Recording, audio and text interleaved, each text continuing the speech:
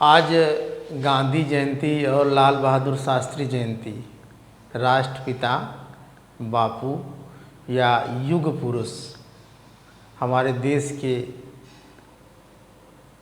आज़ाद कराने के लिए जिन्होंने अपना जीवन कुर्बान कर दिया उनका और उनके साथ साथ हमारे देश के द्वितीय प्रधानमंत्री लाल बहादुर शास्त्री की जयंती के शुभ अवसर पर आप सभी लोगों को ढेर सारी शुभकामनाएं। हम आज इन लोगों के बारे में इनके जीवन परिचय के लेकर के इनके जो शिक्षा दर्शन हैं इनको जानेंगे। तो देखते हैं कि लाल बहादुर शास्त्री और महात्मा गांधी को, सबसे पहले महात्मा गांधी को देख लेते हैं, उसके बाद फिर थोड़ा सा लाल बहादुर शास्त्री का तो बहुत ज़्यादा वो नहीं, लेकिन महात्मा गांधी का जीवन बहुत ही संघर्षमय रहा है। और इनके आप समझ लीजिए, इनका पहले तो इनके जन्म से लेते हैं। इनका जन्म गुजरात के काठियावाड़ ज़िले के पोरबंदर नामक स्थान पर 2 अक्टूबर 1869 को हुआ था। और इनके पिता का नाम करमचंद गांधी था, इनकी माता का नाम पुतलीबाई था। इनका पूरा नाम मोहनदास करमचंद गांधी। गुजरातियों में पिता को नाम के साथ लगा करके बताते हैं, तो इनका नाम मोहनदास था, इनके पिताजी का नाम करमचंद गांधी था। इनकी जो प्रारंभिक शिक्षा हुई, चूँकि इनके पिताजी सेना में थे, तो इनके पिताजी का सपना था कि मेरा लड़का पढ़ लिख करके एक बैरिस्टर बने। तो इनके पिताजी जो है प्रारंभिक शिक्षा अल्फ्रेड स्कूल से इनकी हुई और बाद में इनको जो है बैरिस्टर की पढ़ाई करने के लिए इंग्लैंड भेज दिए। विलायत से जब ये इंग्लैंड की पढ़ाई पढ़ करके आते हैं तो एक मुस्लिम व्यापारी के मुकदमे के सिलसिले में, चूँकि ये वकील हो गए रहते हैं, बैरिस्टर हो गए रहते हैं, चले जाते हैं दक्षिण अफ्रीका। और दक्षिण अफ्रीका में जब जाते हैं तो वहाँ ये देखते हैं कि जो गोरे काले होते हैं, श्वेत अश्वेत के बीच झगड़ा होता है। जैसे हमारे यहाँ छोटी बड़ी बिरादरियों के बीच में जो छुआछूत भेदभाव है, और इस तरीके से जो तक अंग्रेज़ यहाँ थे तो अंग्रेज़ और भारतीयों के बीच में जो भेदभाव था, तो इन्हें जो है एक सेंट पीटर्सबर्ग नामक स्टेशन पे ये टिकट लिए रहते हैं और इनके चले जाते हैं डिब्बे में, जिसमें केवल श्वेत मतलब अंग्रेज़ सब जिसमें यात्रा करते हैं चले जाते हैं। इनको नहीं पता रहता है और इनके सामान को फेंक दिया जाता है बाहर, और इनको भी धक्के मार करके ट्रेन से बाहर कर दिया जाता है। और इसके बाद जो है इनको बहुत धक्का लगता है कि हमारे यहाँ भी इस तरीके का भेदभाव, यहाँ भी इस तरीके का भेदभाव है, ये अंग्रेज़ सब जो है अन्याय कर रहे हैं। और उसके बाद वहाँ पे जो हमारे भारतीय हैं या जो और जगह के श्वेत मतलब काले लोग थे, उनके साथ अंग्रेज़ बड़ा बुरा व्यवहार करते। तो वहाँ पे जो है यह 1893 में ही वहाँ पे मतलब जाते हैं एक व्यापारी के मुकदमे को देखने के लिए। और इसके बाद जो है वहाँ उनके साथ बुरा बर्ताव होता है, लेकिन कुछ दिन रुकते हैं। और 1906 में ये एक शुरुआती मतलब ये अब राजनीति में आना इनका वहीं से शुरू होता है। एक सत्याग्रह आंदोलन शुरू करते हैं कि हमारे यहाँ के जो भारतीय हैं या और जो काले हैं उनके साथ भेदभाव ना हो। इसमें इनको काफ़ी हद तक वहाँ सफलता मिलती है। फिर उसके बाद 1915 में ये हमारे भारत चले आते हैं, हमारे भारत देश। और भारत देश में आने के बाद 1915 में ही इनको अंग्रेज़ों द्वारा केसर-ए-हिंद की उपाधि दे दी जाती है। अंग्रेज़ सब समझते हैं कि पढ़ा लिखा विद्वान आदमी है और बैरिस्टर है, कुछ न कुछ करेगा, इसलिए प्रलोभन के लिए दे देते हैं कि हमारी बात मानेगा। लेकिन इनके मन में कहीं न कहीं वो विचार रहता है। और दूसरी चीज़ है कि ये सत्य और अहिंसा के पुजारी रहते हैं। इनकी किताबें बहुत सारी हैं। उनकी किताबों में ये अपने आत्मकथा में लिखते हैं कि बचपन में ये श्रवण कुमार जो माता पिता के भक्त थे और सत्यवादी राजा हरिश्चंद्र के नाटक को देखते हैं, और इनके जीवन पर इन दोनों लोगों के जो चरित्र का, इनके जीवन का बहुत गहरा प्रभाव पड़ता है। इसलिए अपने जीवन भर सत्य और अहिंसा के पुजारी बने रहते हैं। इसलिए 2 अक्टूबर को अहिंसा दिवस के रूप में भी मनाया जाता है।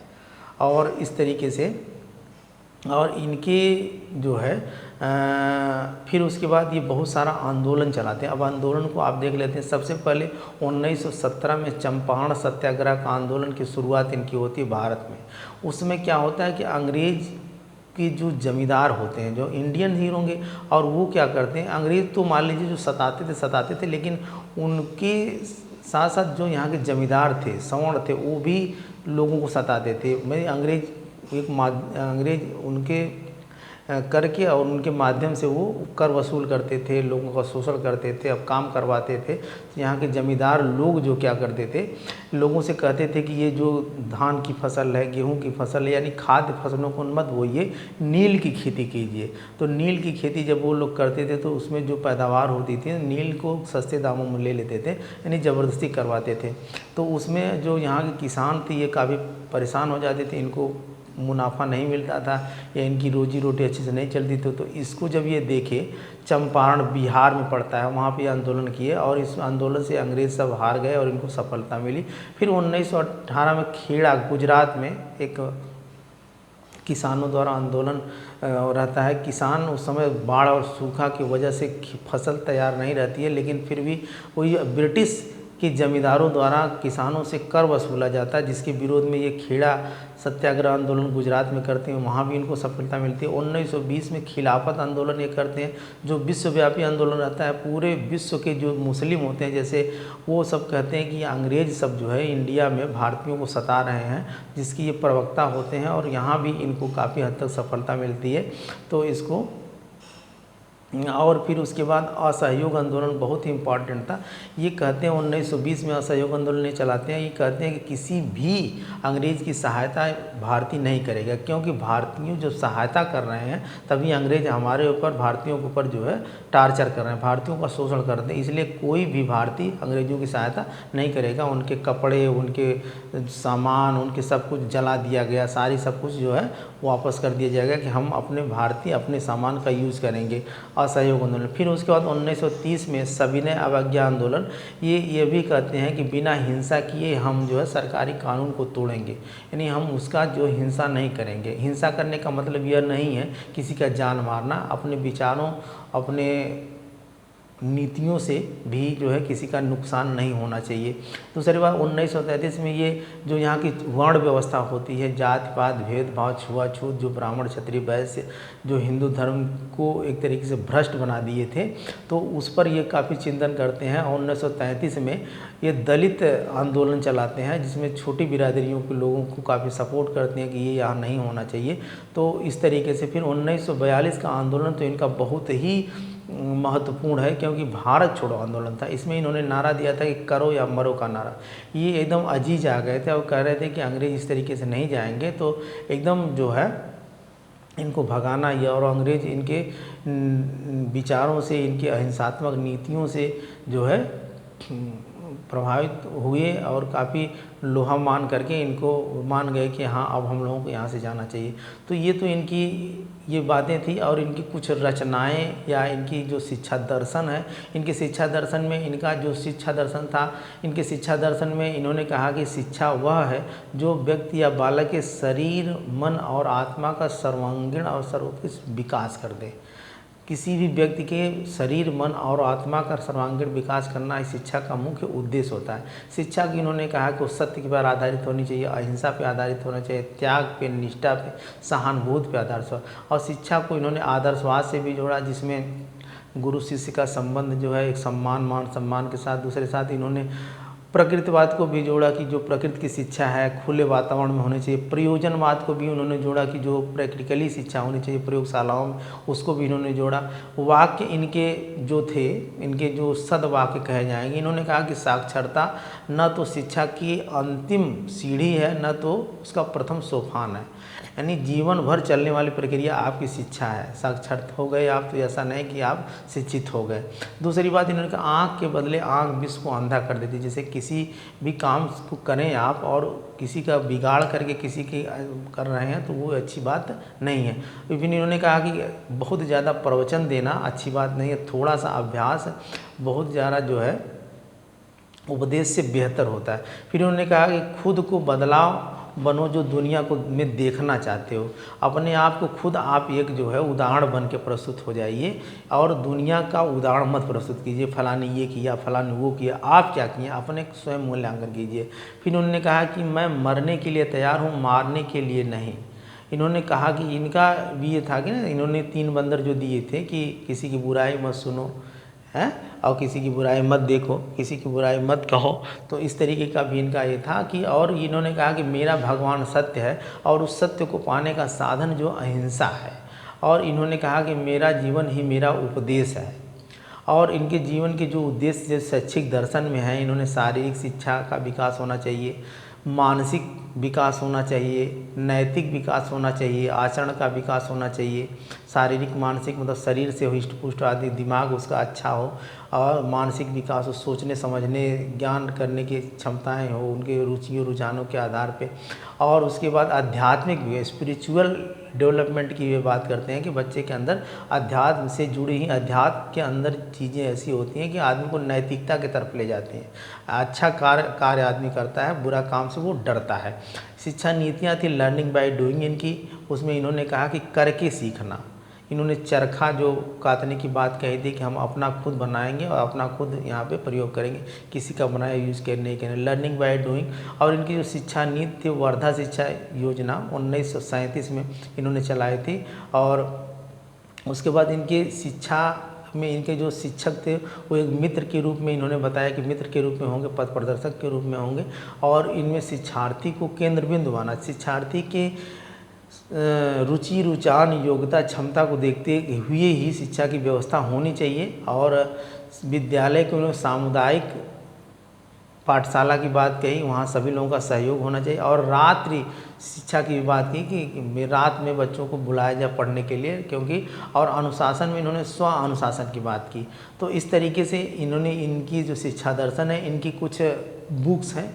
सबसे पहली बुक्स इनकी है माई चाइल्डहुड, अपने बचपन के बारे में लिखे, माई एक्सपेरिमेंट विद ट्रूथ, सत्य के बारे में अपना पूरा जो है अनुभव दिए हैं, मेरी आत्मकथा, नवजीवन और यंग इंडियन, इंडियन ओपिनियन, हरिजन, अर्ली लाइफ, हिंदू स्वराज, सर्वोदय। तो इस तरीके से इनका दर्शन था। अब हम लोग थोड़ा सा लाल बहादुर शास्त्री के बारे में जान लेते हैं। इनका भी जन्म 2 अक्टूबर 1904 को हुआ था, बनारस से 7 मील दूर मुगल के सराय स्टेशन पड़ता है, जो बहुत फेमस स्टेशन है, और वहाँ पे इनका जन्म हुआ था। और यहाँ इनके पिताजी एक शिक्षक थे जिनका नाम था शारदा प्रसाद, माता एक गृहिणी थी जिनका नाम था दुलारी देवी। दुर्भाग्य की बात है कि इनके जन्म के 18 माह बाद इनके पिताजी का देहांत हो जाता है, और इनकी माताजी इनको लेकर के ननिहाल चली जाती हैं। इनका ननिहाल रहता सोनभद्र, वहीं से बनारस से लगा हुआ जिला सोनभद्र है, और वहीं पे इनकी प्रारंभिक शिक्षा जो है प्राथमिक विद्यालय से होती है। बाद में ये स्नातक और परास्नातक की शिक्षा काशी विद्यापीठ से करते हैं, जो बनारस में काशी विद्यापीठ कॉलेज है, और वहाँ से। और ये श्रीवास्तव रहते हैं, लेकिन जात सूचक शब्द उसको समझ करके अपने नाम से पीछे से ये श्रीवास्तव शब्द हटा देते हैं, लाल बहादुर शास्त्री, यानी शास्त्री की उपाधि लगाते हैं। इनको शास्त्री की डिग्री मिल रही है, शास्त्री की उपाधि लगा करके रहते हैं। ये हमारे देश के द्वितीय प्रधानमंत्री होते हैं। प्रथम प्रधानमंत्री आप जानते हैं पंडित जवाहरलाल नेहरू थे, द्वितीय प्रधानमंत्री लाल बहादुर शास्त्री थे। और ये जो असहयोग आंदोलन 1920 में, सविनय अवज्ञा आंदोलन 1930 में, और भारत छोड़ो आंदोलन 1942 में जो रहता है, ये गांधी जी के पुजारी रहते हैं, गांधी जी के साथ कंधा से कंधा मिला के चलते हैं। और ये इनका जीवन सादा जीवन, उच्च विचार रहता है। और इनकी ताशकंद समझौता होता है भारत और पाकिस्तान के बीच, और वहीं पे इनकी 11 जनवरी 1966 में डेथ हो जाती है। और इस तरीके से आज हम लोग पुनः बापू, राष्ट्रपिता महात्मा गांधी और लाल बहादुर शास्त्री, जिनका नारा था जय जवान जय किसान, जो आज भी याद है। जय जवान जय किसान आप देखेंगे कि मतलब कि उस समय आज भी हमारा देश 70% कृषि पे आधारित है।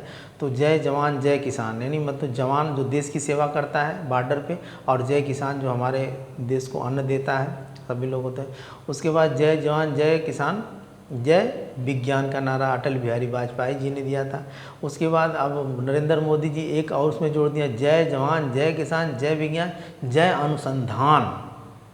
तो इस तरीके से ये कुछ आज के शुभ अवसर पे कहा जाएगा कि हम इनको याद क्यों करते हैं, क्योंकि इनके बताए हुए, इनके बनाए हुए, इनके जो विचारों का हम अपने जीवन में भी अनुकरण करके अपने जीवन को अच्छा बनाएं। अब इस अगर हम अपने स्वयं अच्छा होंगे तो हमारा परिवार अच्छा होगा, हमारा परिवार अच्छा होगा तो हमारा पास पड़ोस अच्छा होगा, हमारा समाज अच्छा होगा, हमारा देश अच्छा होगा, हमारा राष्ट्र अच्छा होगा, हमारा अंतर्राष्ट्रीय स्तर पे हम अच्छे होंगे। तो ये सारी चीज़ें हम समय समय पे ऐसे लोगों को, चाहे बाबा साहब हों, चाहे आपके सुभाष चंद्र बोस हों, चाहे नेताजी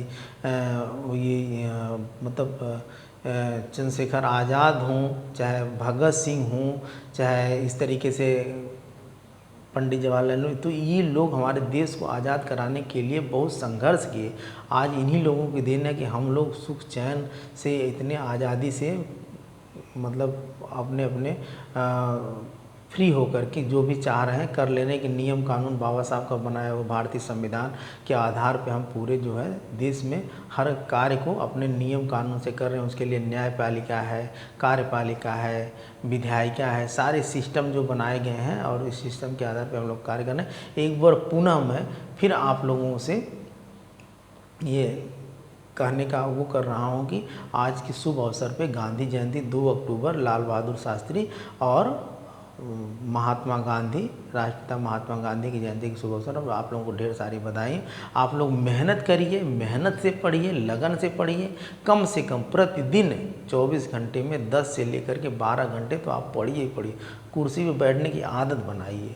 मोबाइल को कम से कम यूज़ कीजिए। दोस्तों यारों से कम मिलिए, रिश्तेदारों से कम मिलिए। अपने टारगेट को फोकस कीजिए। जितना आप अगर आज पढ़ लेना है तो आने वाले समय में जब आप सफल हो जाएंगे तो आपको कम से कम जो है मेहनत करनी होगी। और आप जब सफल हो जाएंगे, आप कमाने लगेंगे, आप एक जॉब पा जाएंगे तो सारे दोस्त, सारे नात, सारे रिश्तेदार, सारा समाज आपको फॉलो करेगा।